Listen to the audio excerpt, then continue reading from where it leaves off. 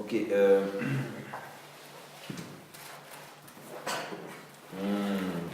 Comme d'habitude, on va essayer de s'appuyer sur l'expérience de nos avot ou l'expérience que la Torah nous donne pour essayer de grandir et de prendre des leçons de ce qu'il faut pour éviter après de galérer dans notre propre vie personnelle.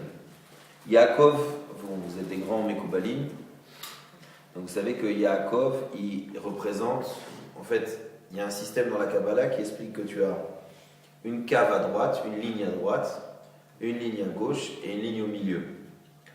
Yaakov et Yosef et David, Améler, ils sont sur celle du milieu. D'accord ? Et le milieu, c'est l'équilibre, pas forcément la synthèse, mais c'est l'équilibre ou la synthèse, on verra plus tard, des forces qui sont à droite et à gauche. Par exemple, tu vas voir Abraham, qui est la bonté, le chesed, à droite. Tu vas voir Yitzhak, qui est la Torah, la rigueur, à gauche. Et Yaakov va être l'équilibre, le doux équilibre des deux. Il sera la mida de Tiferet, ça veut dire la splendeur, ou aussi la mida du Emet, c'est-à-dire la vérité. Même chose avec Moshe, qui est Netza, la victoire. Aaron, qui est Od, le reconnaître, remercier, etc. L'équilibre des deux, c'est Yosef, le Yesod, c'est-à-dire le fondement. Et après tout ça, il y a une mida qui s'appelle la Malchut, c'est David. Alors bon, maintenant que je vous ai dit ça, vous êtes au courant du schéma, mais ce qu'on doit apprendre, c'est pour nous. Yaakov il nous apprend un grand secret. Vous savez que de Abraham, c'est quand même sorti Ishmaël. De Yitzhak, quand même sorti Esav. Pourquoi ? Parce qu'il se trouve dans des extrêmes.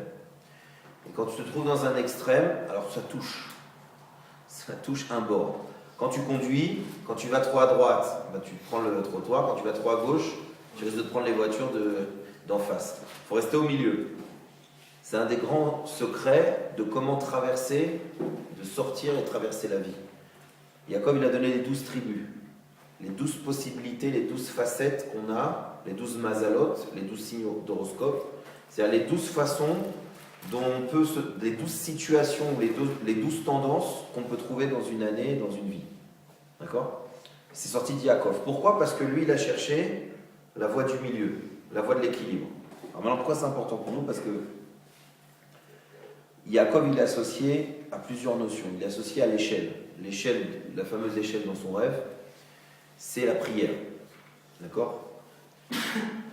Maintenant, avant de comprendre que ça vient de la prière, d'abord, elle est importante, cette échelle. Pourquoi ? Parce que l'échelle, elle est équilibrée. Pourquoi elle est équilibrée ? Parce que c'est vrai qu'elle t'amène vers le ciel, mais elle a les deux pieds sur terre. C'est-à-dire que ça aussi, ça montre un équilibre. À la fin, vous allez voir pourquoi je vous parle de tout ça. Mais retenez les notions au fur et à mesure. Il y a cette sensation d'équilibre qu'il faut chercher pour justement être capable d'avoir toutes les possibilités devant soi, mais il faut chercher un équilibre. Quand tu pars dans un extrême, tu pars dans un extrême. Tu n'as qu'une seule voie. D'accord ? Donc, Jacob, il cherche l'équilibre, il cherche la vérité. Et la vérité, on le sait, le mot émet en hébreu, c'est vrai qu'il contient Aleph, la première lettre, et Tav, la dernière lettre, mais il les maintient avec le même. C'est la lettre du milieu. Donc là, on voit encore, c'est un équilibre. Le émet, il est fait des extrémités, mais il est solidifié par le milieu. C'est-à-dire qu'on voit qu'il y a toujours cette erreur de chercher le milieu, de chercher l'équilibre. Maintenant, si on revient à l'échelle, même chose. L'échelle, c'est vrai qu'elle va te permettre de monter, mais d'abord, les pieds sont sur terre, et les anges, d'abord, ça vient d'en bas, ils montent, et tu aurais pu dire, bon, ils montent et ils restent là-haut. Non, ils redescendent. Donc il y a aussi une recherche d'équilibre. On va comprendre après pourquoi tout ça c'est tellement important. Yaakov, il est la mida du Emet. D'accord ? On a dit la mida de la vérité. Alors qu'est-ce qu'il fait chez Lavan ? Lavan qui est le roi des rusés. Je dis rusé parce qu'il y a une caméra. Sinon on aurait dit le mot que tout le monde emploie. Et vous savez quand ils réunissent des chanteurs ? Les enfoirés. Donc c'est le roi des comme ça. C'est le mec, tout est tordu chez lui. Alors si toi t'es la midata Emet, qu'est-ce que tu vas faire chez un mec comme ça ? Ben Dafka, tu vas face à toutes les combines, tu vas montrer comment on peut rester yachar, droit et vrai. Et la preuve en est, c'est que qui c'est qui sort vainqueur? Comme j'expliquais tout à l'heure, ben c'est Yaakov. Yaakov, il sort, tout ce qu'il a acquis, c'est à lui. Et Lavan, toutes les embrouilles qu'il a fait, il se retrouve tout seul et il se reprend tout en boomerang. Donc ça aussi, ça nous montre qu'en réalité, tu n'es pas un frayeur, tu n'es pas un perdant. Quand tu gardes tes objectifs que tu cherches à réaliser en cherchant l'équilibre, par exemple, tu vas faire tchouva. Tu ne peux pas, parce que tu fais tchouva, du jour au lendemain, tu ne parles pas à ta mère. Ce n'est pas équilibré comme façon de faire. Tu veux, je sais pas moi, dans chaque chose, il y a des étapes. Là encore, c'est pas pour rien que Yaakov, il associe à l'échelle. Pourquoi? Parce que dans l'échelle, il y a des étapes. Il y a des marches. D'une marche à l'autre, c'est d'une étape à l'autre. Et là encore, d'une étape à l'autre, il y a des fois cette sensation de vide. Entre deux marches d'une échelle, entre deux étapes, il y a du vide au milieu. Si tu mets le pied, tu as l'impression que tu es nulle part. Ni en bas, ni en haut. D'accord? Et ça aussi, c'est important de comprendre. Vous allez voir à la fin, après, je vous donne des notions et à la fin, je vous donnerai comment l'appliquer, en quoi ça nous concerne. Aussi, autre chose, Yaakov, il est venu chez Lavan. Là-bas, il voulait trouver une femme. Il en voulait trouver une, il en trouvera 4. Bon, vous voyez que vraiment, il a réussi, quoi. Mais il avait un objectif clair. Et même si la réalisation de l'objectif, ça c'est compliqué, parce qu'à la base, ça devait être simple. Je te prends cette fille-là. Bon, toi, tu es un embrouilleur, tu veux que je travaille un peu pour elle. C'est-à-dire, je fais ce qu'il faut. Mais il a travaillé le double. Parce que Lavan, il l'a embrouillé. Donc, tu vois bien que là, il y a un problème. Il y a un objectif. Je vais être riche. Et puis, dans la réalisation, on me donne un boulot de merde. Excusez-moi du terme. Alors, qu'est-ce que tu fais? Là encore, Yaakov, il ne panique pas. Il sait que dans ce trajet-là, entre l'objectif et la réalisation de l'objectif, il est possible qu'il y ait des étapes. Il est possible que ce soit comme une échelle. Qu'il y ait des endroits, des moments de vide. Qu'il y ait des moments où on n'est pas sûr à quel niveau on se trouve. Qu'il y a des moments où il faut remettre le pied un peu plus bas pour recontinuer à monter. D'accord? Donc, vous dans votre vie, ou nous dans notre vie, je vais être gentil, je vais m'inclure. D'abord, il faut savoir qu'on ne sait pas forcément bien se fixer des objectifs. Yaakov, pour lui, c'était clair, puisque lui, c'est un ish emet. Mais nous, la plupart de nos objectifs, comme je disais tout à l'heure à table, la plupart des objectifs des gens, c'est quoi? C'est des trucs qu'on leur a vendus. Hein, Thomas?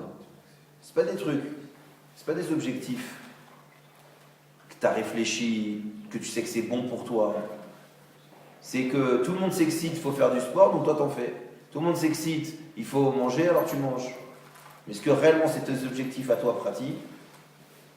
Imaginons que tu étais né dans une famille de musiciens, alors toi aussi tu es obligé d'apprendre la guitare. Vous allez voir après pourquoi tout ce que je vous dis, ça se regroupe. Il y a une histoire comme ça. Il y a un chassid qui savait... Vous savez, les histoires de fil comme ça, là. Tu pars d'un point, il y a un fil, tu marches dans le vide et tu arrives. Voilà. Et une fois, il y a un chassid qui a fait ça. Mais sur une distance grande, très haut, il y a 2 arbres. Alors le rabbi lui a dit, mais comment tu fais un truc pareil? Comment t'as pas peur? Je sais pas, tu penses pas à la hauteur où t'es, tu regardes pas les kilomètres qui te restent, tu vois pas ce qu'il y a en dessous. Il dit, ah non. Il dit, ah non, mais si j'y arrive, c'est parce que je fixe que mon objectif. Je commence pas à me prendre la tête avec tout ce qui va pouvoir se passer. Je fixe mon objectif, j'avance. Donc qu'est-ce que ça veut dire? Ça veut dire que on revient à ce qui nous concerne. Vous allez voir le lien aussi avec Hanouka. Parce que vous savez que le Yaakov, il est lié à Hanouka aussi. La fiole qu'il allait chercher, l'huile, bon, il y a énormément de notions là-dedans. En tout cas, ce qui est sûr, c'est que Yaakov, il est lié à la tfila de Yair. Yaakov, c'est quelle tfila? Arvit. Et Arvit, c'est celle qu'on fait le soir. Et Hanouka, c'est les lumières dans l'obscurité, dans l'hiver, dans les nuits les plus courtes. Donc il y a une idée comme ça. En réalité, c'est vrai que le chemin de la vie, pour quelqu'un qui ne va pas chercher la vérité, qui ne va pas chercher la profondeur des choses, qui ne va pas chercher à éclairer, c'est un grand couloir noir. Et la Torah, elle ne vient pas pour nous embrouiller, elle vient pour nous éclairer. Elle vient pour nous dire, chacun de nous, on a une vérité intérieure, on a une force intérieure, on a 12 facettes possibles, au moins. Il y en a qui sont plus matérialistes, il y en a qui sont plus avec leurs mains, il y en a qui sont plus sirli. Mais la Torah vient te dire, Yaakov vient te dire, cherche la vérité, cherche qui tu es, cherche ce dont tu as besoin vraiment, Beplimiut. Cherche cette chose-là, et après, suis-la. Suis, tu connais ton objectif, maintenant tu sais pourquoi tu es fait, tu sais ce dont tu as besoin. On se connaît, la vérité on se connaît. La preuve c'est que si on t'enlève tout, tu sais très bien garder les 2-3 trucs dont tu as besoin pour survivre. Donc ça veut dire qu'on se connaît. Alors, sois vrai, ne te pipote pas, ne te déguise pas en quelqu'un qui n'est pas toi. Ne va pas dans des endroits où il y a de l'obscurité pour ne pas savoir qui tu es. Commence, cherche. Et dans toute cette recherche-là, te dis pas, ouais, moi par exemple, je sais que je suis un mec sirli. Ok, alors tu sais quoi? Tout ce qui m'intéresse, c'est intellect. Mais le reste, j'en ai rien à faire. Non, va pas aux extrêmes. Tu veux réussir ta vie? Le chemin du milieu, l'équilibre. C'est vrai que Dieu, il t'a donné une capacité à être intelligent, à te débrouiller avec tes mains. C'est peut-être que c'est ton objectif, mais tu ne peux pas, parce que tu es comme ça, alors, rien faire d'autre. Cherche un équilibre, toujours. Fixe ton objectif. Sache chercher l'objectif. Le vrai, il est ici. Le vrai, il est ici. La plupart des gens, par exemple, dans le mariage, ils se marient par fatalité. Il faut se marier. Mais non, c'est un choix, le mariage. C'est un choix de lumière. Sinon, reste dans ton obscurité et au moins n'embête pas le monde. Fais pas une maison d'obscurité. À la rigueur, reste seul. Mais quand tu cherches une vérité, tu la trouves en face. Ce que Yaakov, il a rencontré. Pourquoi il l'a rencontré? Parce qu'il était tellement mal à l'aise avec cette idée d'avoir volé la bracha à son frère, d'avoir embrouillé, que dans sa tête, il s'est dit, je passe à côté. En fait, j'ai embrouillé. Et tous les gens qui croisaient, c'était des embrouilleurs. Mais c'était pour l'aider à comprendre que non, il n'a embrouillé personne. Et que Mamash, il est l'amida de la vérité et d'être Yachar. Alors maintenant, pourquoi je vous ai dit tout ça? Je répète et je vous donne 2 points et on arrête ici. Combien est-ce que ça fait de temps là? 12 ou 13. 12 ou 13, wow. Alors on finit rapidement. 13. 13. Rapidement. Je répète. Tu dois dans ta vie chercher l'équilibre. L'équilibre. C'est extrêmement important. S'il y a un milieu, c'est vrai à une droite ou une gauche, mais tu dois chercher l'équilibre. L'équilibre dans tes réactions, l'équilibre dans plein de choses. Trouver l'équilibre. Tu dois chercher la vérité. C'est pour ça que dans la Torah, il y a des fois une chose et son contraire. Parce que ta vérité, c'est pas la même. À 13 ans, tu n'es pas chayav. À 13 ans et 1 seconde, tu es chayav. La vérité qui était valable dimanche, elle est peut-être plus valable lundi. Jeudi, il faut travailler, vendredi, il faut s'arrêter. Ça ne va pas c'est Shabbat. Samedi, il faut s'arrêter. C'est-à-dire que dans la Torah, la recherche de la vérité, elle passe par justement cet équilibre, de bien juger. C'est pour ça que c'est un rapport avec Hanouka. C'est pour ça que c'est la fête de l'éducation. Pourquoi ça a un rapport avec Hanouka? Parce que si pour dire Hanouka, c'est bon, hein, Hanouka, c'est la vérité. C'était des petits face à des grands. On n'a pas embrouillé, on t'a dit non, mais c'était un Superman, il avait des super pouvoirs. Non, c'était des petits contre des grands, des faibles contre des forts, des pas nombreux contre des très nombreux. C'est ça aussi, pour faire de la vérité, et pour après que la vérité, elle donne des fondements, alors il faut être clair avec soi-même. À quoi ça sert de vouloir se mettre dans un extrême, de se fixer un objectif qui est un rêve, où tu montes sur l'échelle et tu restes là-haut, etc. Non, l'échelle, elle a les pieds sur terre. Même si ça monte, ça redescend. Yaakov, c'est dans l'obscurité, dans les difficultés qu'il arrive à vraiment comprendre où est la lumière. C'est pas un idéaliste, c'est pas un mec qui fantasme. C'est pas un mec qui travaille pas yom-yom. Il a travaillé 7 ans, etc. Il a construit sa vérité, avec patience, avec bitoul. Yaakov, ça vient du ekelv, avec un talon. C'est pas sensible. Mais parce qu'il a réussi à être bitoul, à être annulé, il est devenu Israël, la tête, Roshli, le plus haut niveau que tu peux atteindre. Donc c'est ça la vie.